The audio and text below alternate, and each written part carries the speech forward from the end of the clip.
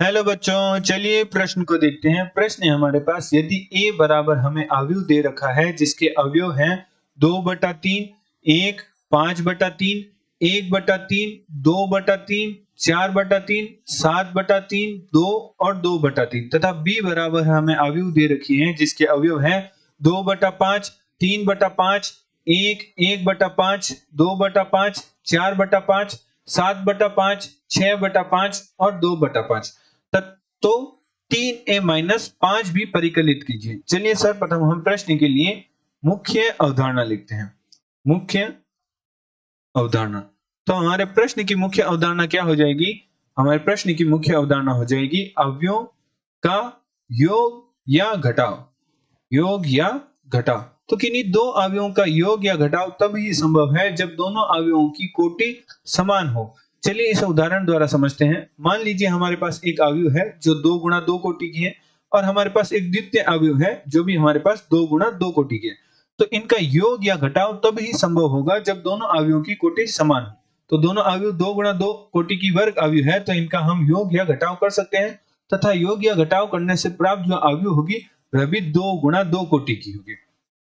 मान लीजिए हमारे पास प्रथम अवयव है जिसके अवयव हैं x, y, z और w एवं द्वितीय अवयव है जिसके अवयव हैं p, q, r, s और हमें इन दोनों अवयवों का घटाव करना है।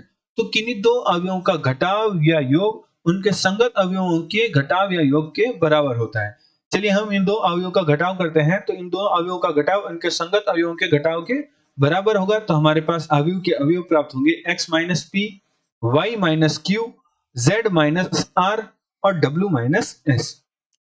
अतः प्रश्न अनुसार प्रश्न में हमें a बराबर अवयव दे रखी है और b बराबर अवयव दे रखी है और हमें 3a-5b का मान परिकलित करने को कहा है।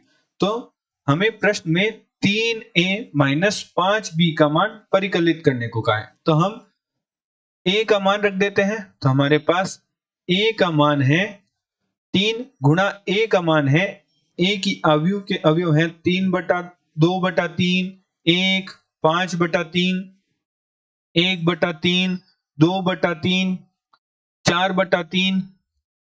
इसी प्रकार हमारे पास अन्य अवयव है 7/3, 7/3, 2 और 2/3 -5 और हम b अवयव का मान रख देते हैं। b किसके बराबर है? अवयव के बराबर है, तो अवयव का मान रख देते हैं। तो अवयव के अवयव हैं 2/5, 3/5, 1, 1/5, 2/5, 4/5, 7/5, 2, 7/5, 6/5 और अंतिम अवयव है 2/5।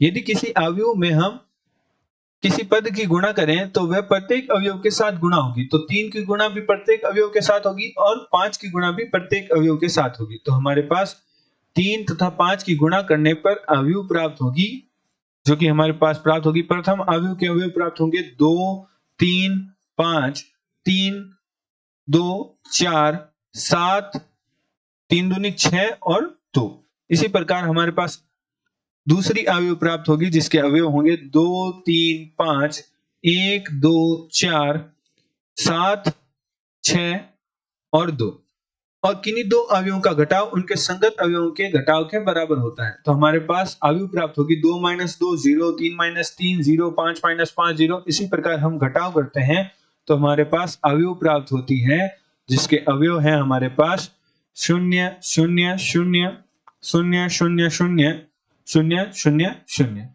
तो हमारे पास अवयव प्राप्त हुई जो कि निम्न प्रकार है। आशा करते हैं आपको प्रश्न का समझ आया होगा। धन्यवाद।